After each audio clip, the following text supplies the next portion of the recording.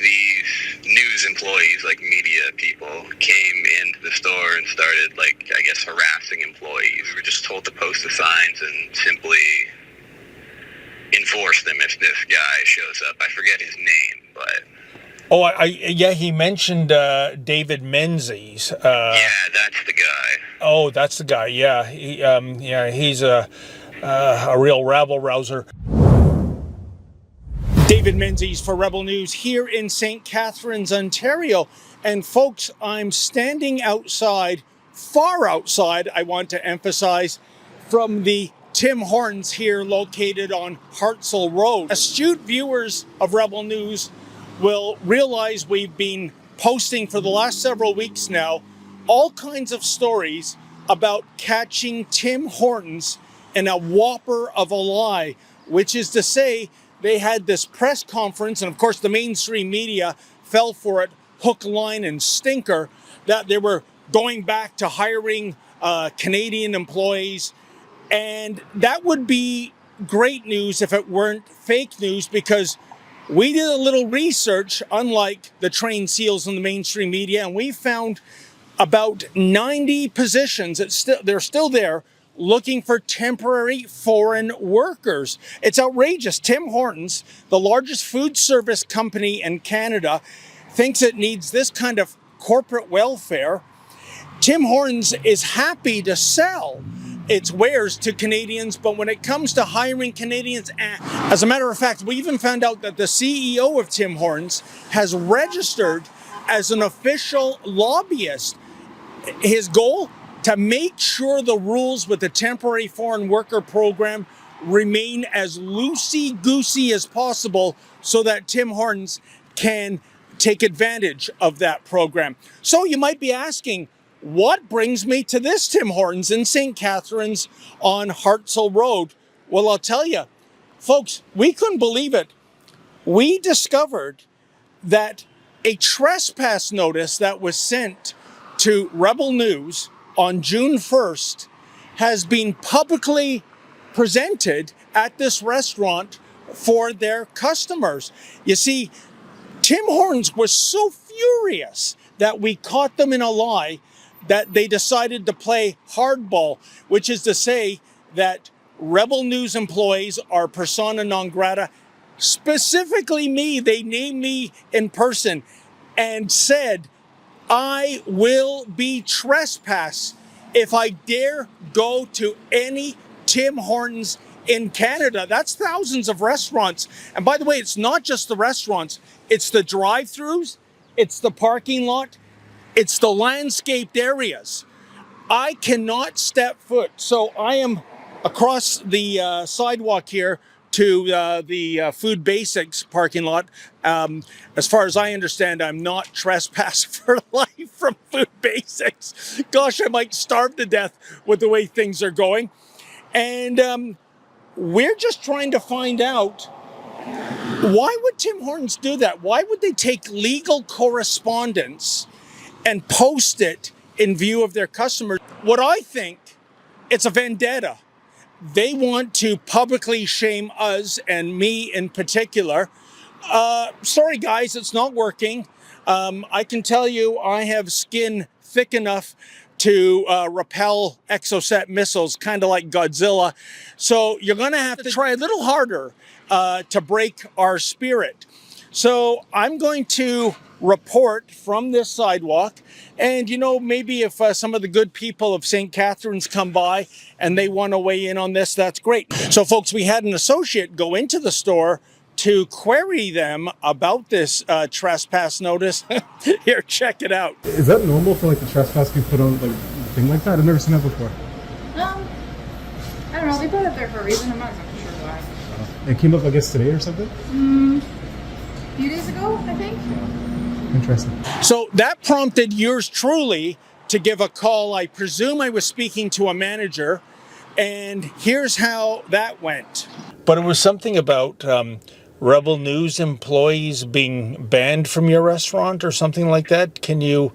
Yeah, so we're not entirely sure what happened, but basically somewhere in either the country or the province, one of these news employees, like media people, came into the store and started, like, I guess, harassing employees.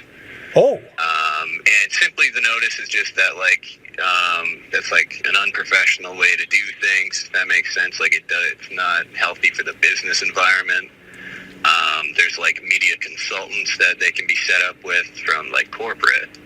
Oh, I see. Okay then. Yeah, so it didn't happen here. We don't really know where it happened. We were just told to post the signs and simply enforce them if this guy shows up. I forget his name, but... Oh, yeah, he mentioned David Menzies. Yeah, that's the guy. Oh, that's the guy. Yeah, he's a real rabble rouser. I'm just wondering, sir, who told you to post those forms? It looked like a legal letter of some kind, and yeah, that would be from like the legal team that we have at like head office and corporate. Like it's, it was just simply, yeah, like I'm pretty sure they emailed that to every store. Okay. And we were just told to post them for a certain amount of time. I'm not sure how long.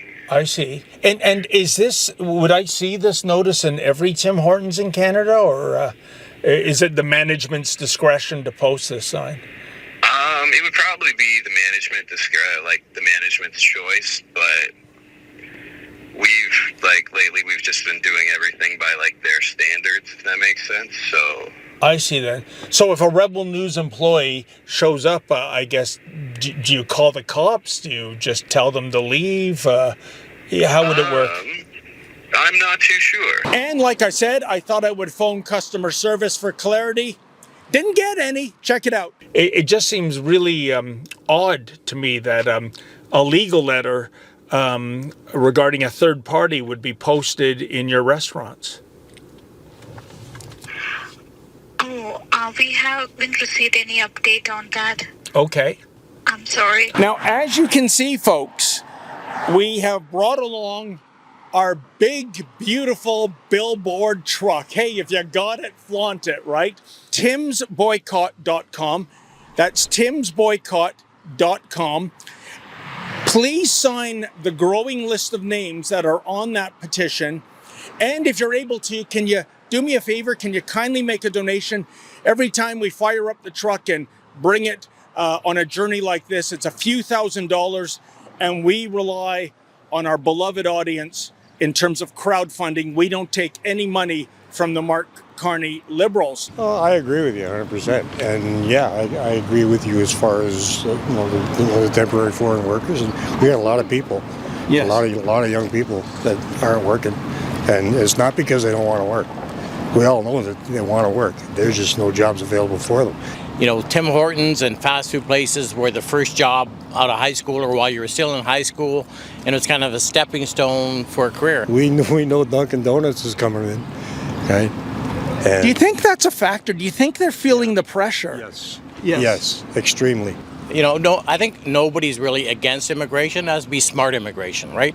Canada used to be the standard for smart immigration because we would make sure they were professionals and they were doctors and they were nurses, and now it's everybody. It's a long conglomerate of many franchises. There's a reason that they're doing that, and you know, it's disheartening to Canadians, and I'm born and bred Canadian. I've got many brothers and sisters and nieces and nephews, and it's a shame to see that. It's really sad to see what they've done to disenfranchise Canadians. I can't help but think of the perverse irony, which is to say, do you know, this restaurant, this particular Tim Hortons, is just a couple of clicks away from the very spot Tim Horton, the man, died. And I'm talking about on the night of February 21st, 1974. Tim Horton then was a member of the Buffalo Sabres. He was driving back to Buffalo after playing a game in Toronto against his old team, the Maple Leafs. And he lost control of his De Tomaso Pantera sports car. He was driving on the nearby Queen Elizabeth Way. He was doing an estimated 160 kilometers an hour when the car flipped. Tim wasn't wearing a seatbelt. He was ejected. He died immediately. And I guess I'm just mentioning this because Tim's legacy It lives on, does it? And perhaps will forever live on in terms of the restaurant chain that bears his name. But if Tim Horton, the man, were alive today, would he be proud of what his restaurant chain has become? For example, they use the slogan, always fresh, but that's a fallacy. That's another lie. Tim Hortons several years ago fired all their bakers. They don't bake their donuts and muffins from scratch. Those are all pre-frozen pucks, as they're known, that are heated up in a convection oven. The restaurants, I don't know, folks, maybe it's just me, but they just seem dirty whenever I go into one. Well, of course, that's not a worry now with that lifetime trespass ban. As for the washrooms, well, let's not go there. But there's no excuse for a lack of hygiene, is there? And now the corporate bigwigs are bullying journalists for daring to tell the truth. Keep in mind, we're not being sued for defamation. There is no libel here. Everything we have reported is 100% factually correct. So again, Tim Horton, the man, would he be proud of Tim Hortons, the multi-billion-dollar restaurant chain? I say Tim Horton is rolling in his grave right now. For Rebel News, I'm David the Menzoid Menzies.